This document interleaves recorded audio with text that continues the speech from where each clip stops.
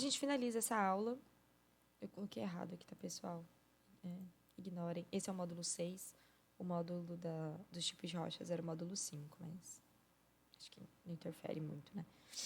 Nesse módulo, para finalizar, eu vou finalizar apresentando para vocês os termos e conceitos importantes, agora mais relacionados à mineralogia mesmo, tá? Mineral. Começando por cristal ou mineral. Vocês já me viram aqui falar os dois termos, né? Cristal e mineral. Agora a gente vai entender qual é o mais correto. Na verdade, os dois estão corretos, tá, pessoal? A palavra cristal, ela vem do grego crustalos, que significa tanto gelo quanto quartzo. Isso porque antigamente pensava-se que o quartzo incolor, né? Não sei se vocês já viram, no próximo slide tem uma foto deles. Aqui, ó. Esse quartzo incolor. Antigamente, eles achavam que isso fosse gelo super congelado, né? Tipo água super congelada, de um modo que ela nunca derretia. Tá? Hoje em dia a gente sabe que não, né?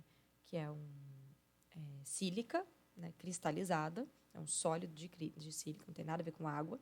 Tá? E o termo cristal, hoje em dia, se refere a substâncias sólidas cristalinas, ou seja, substâncias que apresentem um arranjo atômico ordenado, né? E que, por causa disso, podem exibir externamente as suas faces planas. Né? Então, geralmente, a gente chama de cristal aquelas substâncias sólidas que tenham uma forma geométrica bonitinha, bem formada, com as faces perfeitinhas. Né? Os minerais euédricos. Tá? Mas cristais não são necessariamente minerais. Né? A gente tem cristais orgânicos, né, como açúcar. A gente tem cristais formados em laboratórios, né, de diversas composições. O próprio sulfato de cálcio, né, que eu dei o exemplo no começo do módulo 1, né, a gente consegue formar os cristais. O vídeo, né, de cristais formando em laboratório, que eu coloquei num dos módulos passados, aí, né, dos cristais azuis formando. Né. Nesses casos, eles não são minerais, mas ainda assim são cristais, porque eles são sólidos cristalinos. Né. Eles têm essa estrutura interna ordenada. Então, cristal não é um termo exclusivo da mineralogia, nem o termo cristalização ou recristalização. Tá? A NASA, inclusive, faz estudos cristalográficos, né, com diversas substâncias lá na Estação Espacial Internacional, tá? Visando aplicações diversas, tá? Desde engenharia de materiais, né, para ver como se comporta, como a gravidade interfere, né, nesse processo de cristalização, a interações bioquímicas farmacológicas, por exemplo. Quais são as geometrias que facilitam a admissão de um fármaco, né, de um remédio, de uma substância médica no corpo humano. Né? Então,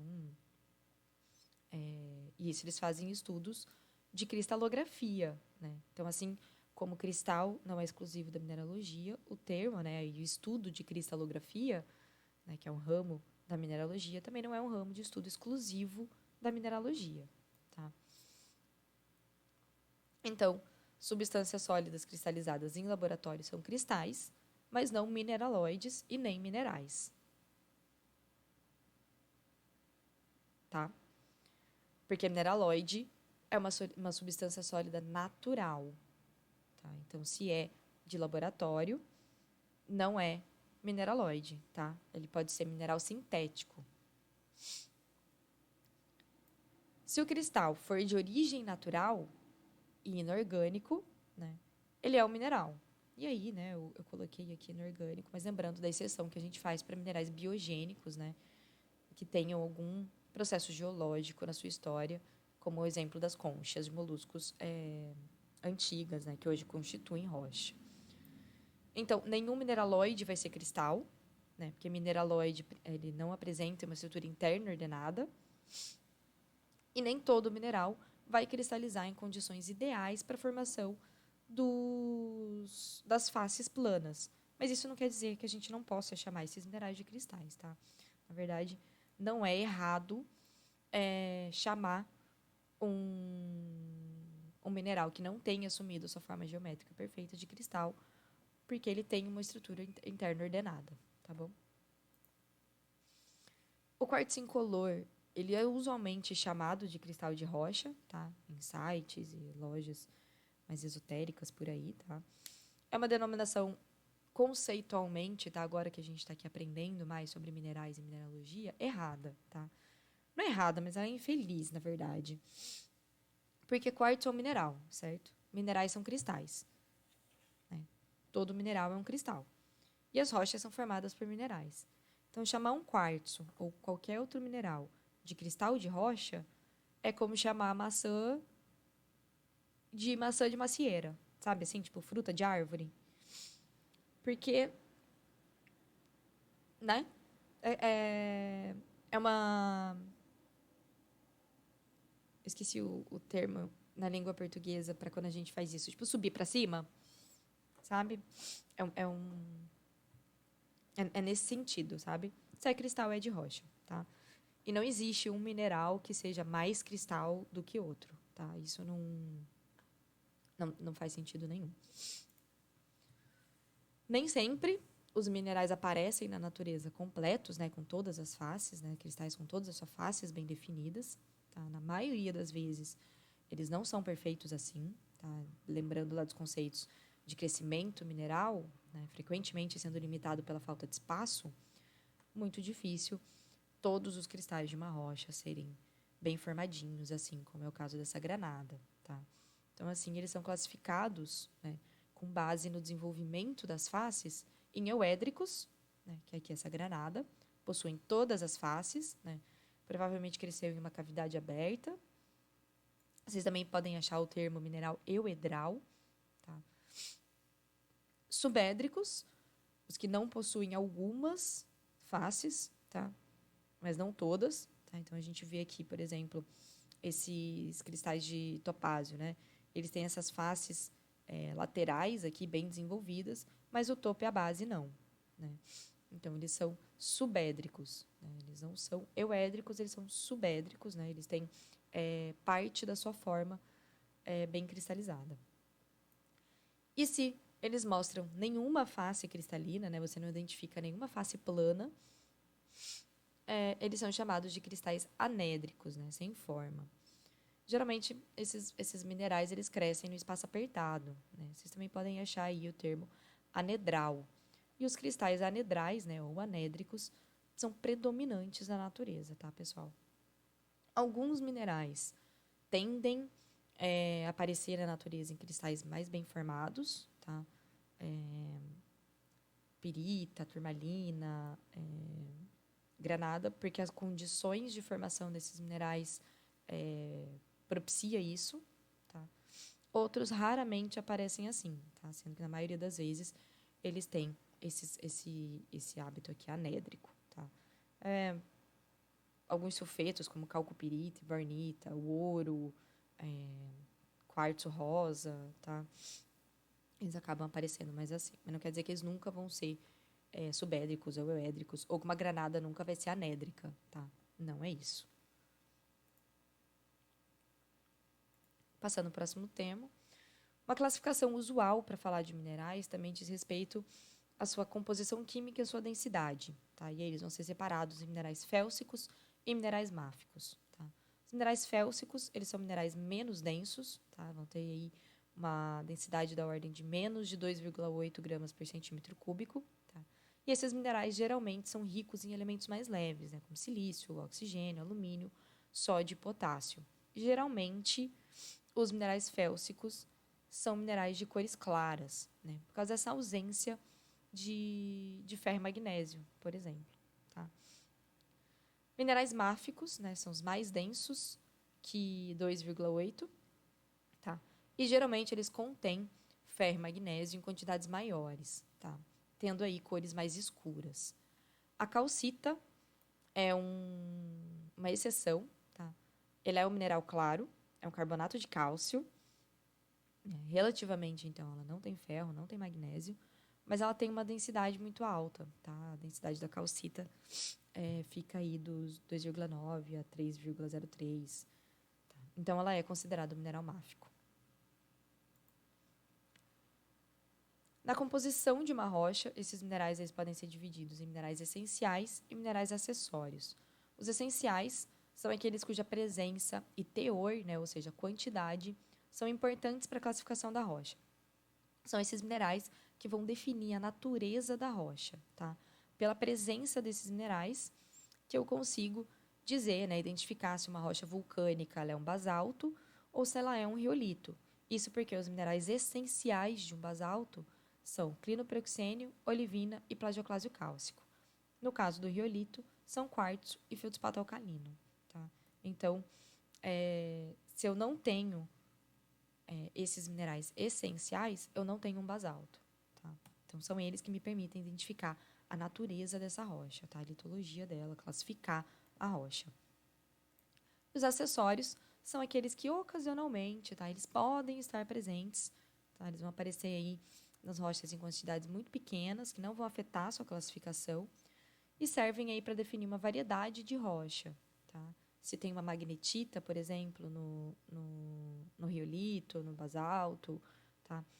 Vai indicar condições especiais de cristalização, tá? Alguma condição de fugacidade de oxigênio, algum outro nível de detalhe maior da cristalização daquela rocha. Esses termos, né, mineral primário e mineral secundário, são mais utilizados quando a gente fala de minerais do solo, tá? Talvez vocês acabem lendo, né, em algum texto, eu sei que tem esse termo, por isso que eu coloquei aqui. E aí eles dividem mineral primário, que são aqueles que foram herdados do material originário, tá? Eles mantêm-se praticamente inalterados na sua composição, tá?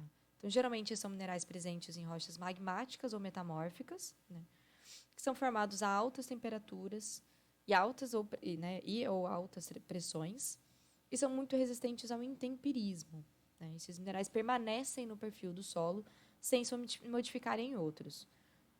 Tem aí um número relativamente pequeno, né, de minerais primários, constituintes aí, principalmente de rochas ígneas, a partir do qual vão se originar grupos de numerosos minerais secundários. Tá? Quartzo, piroxênio, olivina não. Quartzo, piroxênio são minerais que tendem a topázio, turmalina, zircão, são minerais primários que tendem a resistir. Tá? Monazita, eles não se alteram para minerais secundários. Então, minerais secundários são aqueles formados pela desagregação, né, pela desintegração e alteração dos minerais primários através do intemperismo. Né? A gente tem a decomposição química parcial ou total de outro mineral, né? E nesse processo a gente forma novos minerais, né, tendo a estrutura essencialmente herdada. Tá? Normalmente eles são formados aí por tamanho menor, né, mais ajustados às novas condições de equilíbrio que vão ser diferentes daquelas da formação da rocha. Né? O exemplo que eu trago aqui é um feldspato, tá? É um silicato de potássio e alumínio, tá? Que foi aqui o mineral primário desse granito, mas feldspatos eles se alteram facilmente para argilominerais. Tá? Então, a gente tem aqui a ocorrência de intemperismo químico, né? Ação da água da chuva, né? Uma água aqui levemente acidificada, né? Pela interação com o CO2 da atmosfera. Tem um ataque químico, né, desse mineral, e ele se altera aqui para caulinita, né, que é um argilo mineral. Tá? Então, vejam que o potássio, um pouco da sílica, né, é lixiviado, tá? Ele é levado embora, né, sai da composição desse mineral e forma outro mineral aqui, né, um silicato hidratado de alumínio. Tá? Então, a gente tem uma mudança química, né, de um mineral para o outro. A gente muda realmente de mineral. Ele vai mudar composição, vai mudar arranjo estrutural, tá? E às vezes ele pode mudar. Aqui o exemplo muda de um silicato para um silicato. Mas ele pode mudar de bastante, tá? De um silicato para um carbonato, de um sulfeto para um carbonato, tá bom? Minério também é um termo que vocês podem ouvir bastante ou ler bastante, tá? Minério é um termo econômico, tá? Ele não tem uma conotação mineralógica, né? O minério pode ser minério de qualquer coisa, mas são minerais ou rochas que apresentam interesse econômico, né? Então, é um agregado de minerais, tá? Ele pode ser um agregado monominerálico, né? Formado por um único mineral, ou poliminerálico, né, no caso de rocha, por exemplo, né, que é rico em determinado elemento químico de interesse e que seja economicamente, tecnologicamente viável para extração, né, ou seja, o investimento que eu vou fazer financeiro para tirar aquele mineral, né, da sua ocorrência na crosta, seja em superfície, seja em subsuperfície, né, as pessoas que eu vou empregar, o maquinário que eu vou comprar, terra que eu vou transferir de lugar, todo esse investimento que eu vou fazer, depois que eu vender esse mineral, esse minério, eu vou ter lucro. Essa é a definição de mineral, né? Então, o mineral, ele passa a ser um minério quando ele dá lucro, tá? Então, ele tem que estar em quantidade e um modo de ocorrência, que é a extração, né? A retirada de lucro. Então, por exemplo, aqui, né? Eu trouxe aí só para vocês verem, né? É um minério, né? Poliminerálico, né? A gente tem aqui a cassiterita, esse mineral escuro, é um óxido de estanho. E o quartzo, né? Que é esse mineral transparente aqui, branquinho, né? Então, a cassiterita vai ser o mineral de minério, né? E o quartzo é a ganga, que é o mineral que está associado ao minério, mas que não tem valor econômico, tá? Minério, né? Esse acúmulo de mineral para que forme, né, uma jazida, uma mineralização, né? Ele só ocorre sob condições geológicas muito específicas, tá? Para que eles sejam concentrados de maneira suficiente a desenvolverem depósitos com viabilidade econômica, tá? Para serem explorados, beneficiados e darem lucro. Esse estudo de depósito mineral, né, caracterização dos processos de formação de minério, identificação das condições físico-químicas de formação, cubagem, né, que é a quantificação dos teores, de volume de minério na rocha, não é escopo da mineralogia, tá? A gente dá suporte, mas é da geologia econômica e da prospecção mineral, tá? Mas sem um profundo conhecimento da mineralogia e alguns outros conceitos de geologia, não se consegue fazer esse estudo de forma correta, tá bom? Para finalizar a aula, a gente fala aqui sobre a nomenclatura de minerais. A gente vai ver nas aulas futuras que a classificação de mineral segue uma lógica, tá? Uma sistemática bem restrita, que leva em conta a sua composição química, né, e estrutural. Mas, por outro lado, a nomenclatura de minerais resulta de uma variedade de regrinhas, tá? E algumas não são muito bem estabelecidas, não precisa seguir com muito rigor, tá? É consenso, tá? Na língua portuguesa, que o sufixo ita indica mineral, tá? Da inglês vai ser it ou ile, enquanto que o sufixo ito, né, indica rocha, né? Então, eu trouxe aqui para vocês um exemplo. O mineral dolomita, né, é um carbonato de cálcio e magnésio, e a rocha composta essencialmente por dolomita leva o nome de dolomito, tá? Então, tem essa regrinha. Mas aqui eu faço uma ressalva para vocês, tá? A turma já fizeram essa confusão antes. Não é toda palavra terminada em ita que é mineral, tá?